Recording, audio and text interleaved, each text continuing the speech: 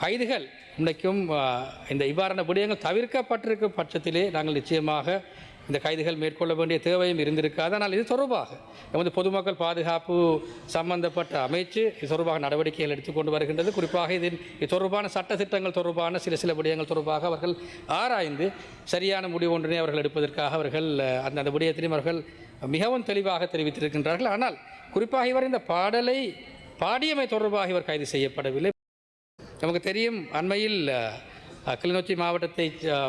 கிளிநொச்சியை சார்ந்த ஒரு இளைஞர் தடை செய்யப்பட்ட இயக்கம் ஒன்று தொடர்பான பாடல் ஒன்றினை வெளியிட்டது தொடர்பான ஒரு விடயத்தை மையப்படுத்தி அவர் கைது செய்யப்பட்டிருந்தார். உண்மையிலேயே நாங்கள் நம்புகின்றோம் கைதுகள் இன்றைக்கும் இந்த இவ்வாறான விடயங்கள் தவிர்க்கப்பட்டிருக்கும் பட்சத்திலே நாங்கள் நிச்சயமாக இந்த கைதுகள் மேற்கொள்ள வேண்டிய தேவையும் இருந்திருக்காது. ஆனால் இது தொடர்பாக நமது பொதுமக்கள் பாதுகாப்பு சம்பந்தப்பட்ட அமைச்சு இது தொடர்பாக நடவடிக்கைகள் எடுத்துக்கொண்டு வருகின்றது. குறிப்பாக இது தொடர்பான சட்ட திட்டங்கள் தொடர்பான சில விடயங்கள் தொடர்பாக அவர்கள் ஆராய்ந்து சரியான முடிவு ஒன்றினை அவர்கள் எடுப்பதற்காக அவர்கள் அந்த விடயத்தினையும் அவர்கள் மிகவும் தெளிவாக தெரிவித்திருக்கின்றார்கள். ஆனால் குறிப்பாக இவர் இந்த பாடலை பாடியமை தொடர்பாக இவர் கைது செய்யப்படவில்லை. மாறாக அவர் அந்த சமூக வலைத்தளம் ஊடாக வேறு ஒரு பாடலினை பதிவு செய்தமை தொடர்பாகத்தான் இவருக்கு எதிராக நடவடிக்கைகள் எடுக்கப்பட்டிருக்கிறது. ஆகவே இது தொடர்பாக எதிர்வரும் காலங்களில் எடுக்க வேண்டிய நடவடிக்கைகள் தொடர்பாக இந்த துறை சார்ந்த அமைச்சு நிச்சயமாக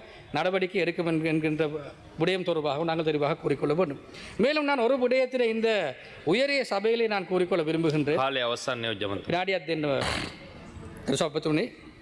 உண்மையில் நான் மிகவும் ஒரு முக்கியமான விடயத்தை நான் கூறிக்கொள்ள விரும்புகின்றேன்.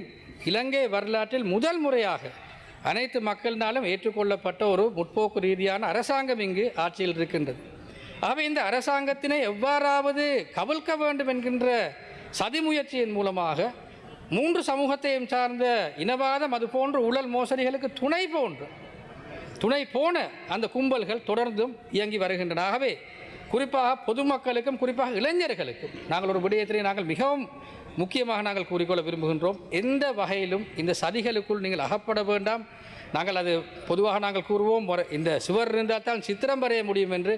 அந்த அடிப்படையிலே இந்த அரசாங்கத்தினை நாங்கள் தொடர்ந்தும், அதாவது அனைத்து மக்களது கருத்துக்களுக்கும் செவிசாய்க்கும் அதுபோன்று அபிவிருத்திகளை பாரபட்சம் பாராமல் அனைத்து பிரதேசங்களும் மேற்கொள்ளும் இந்த அரசாங்கத்தை நாங்கள் உறுதியாக நாங்கள் நிச்சயமாக கொண்டு செல்லும். அதுபோன்று மட்டத்தில் இருக்கின்ற குறைபாடுகளையும் நாங்கள் சரியான வகையிலே நீங்கள் சுட்டிக்காட்டுவதற்கான உரிமைகள் இருக்கின்றது என்று கூறிக்கொண்டு நான் விடைபெறுகின்றேன். நன்றி, வணக்கம்.